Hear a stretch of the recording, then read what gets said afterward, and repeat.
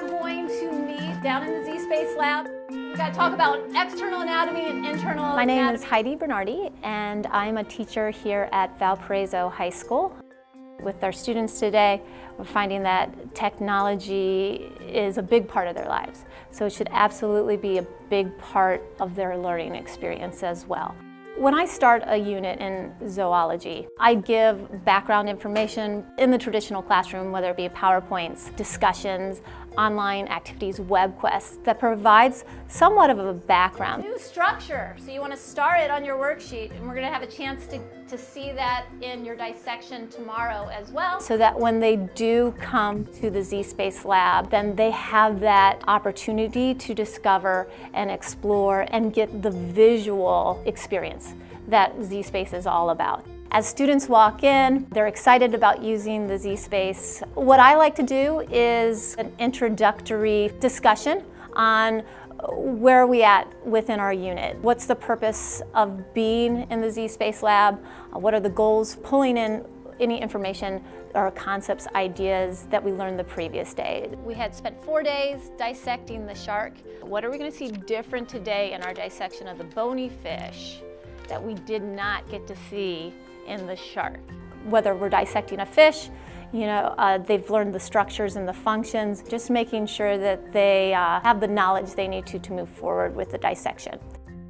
After the first 5 minutes or so, students will go get their glasses, they'll get themselves settled into their unit, find whatever lesson, program, session that we'll be using for the day. No matter how many times we've been in the zSpace lab, I always like to do a little review on buttons, on the stylus, how the stylus works. The button is going to move the mahi closer to you. Let's go ahead and practice that.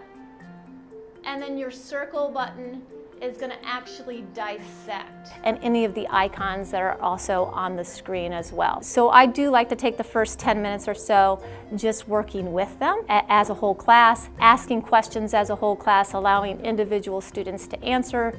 Is the cerebellum. Okay, so working with them step by step, keeping them on task, kind of giving them an idea of pace. How fast should they be moving through the structures, how often they should be referring to the worksheet. Which one of those vocab words? Homocircle. Good, so we want to make sure that we circle that. Because we have 17 units, I partner up the students, which also leads to collaboration and communication. The pharynx, isn't that the thing that goes out like that? But I provide one worksheet for the two of them.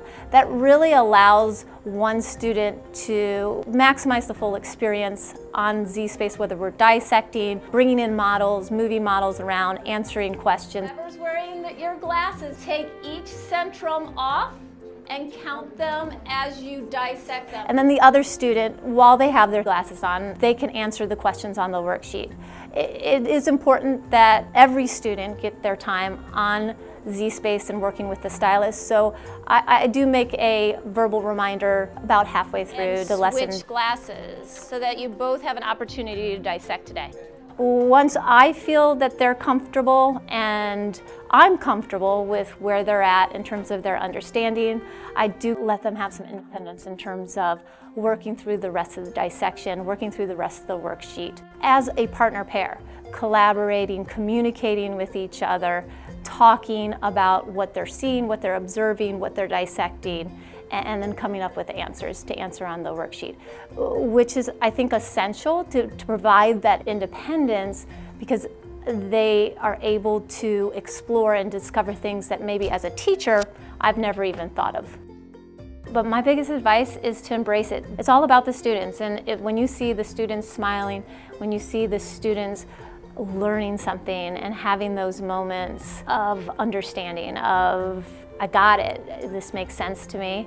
It happens all the time in the zSpace lab, no matter what software you're working with. And that's what's most important.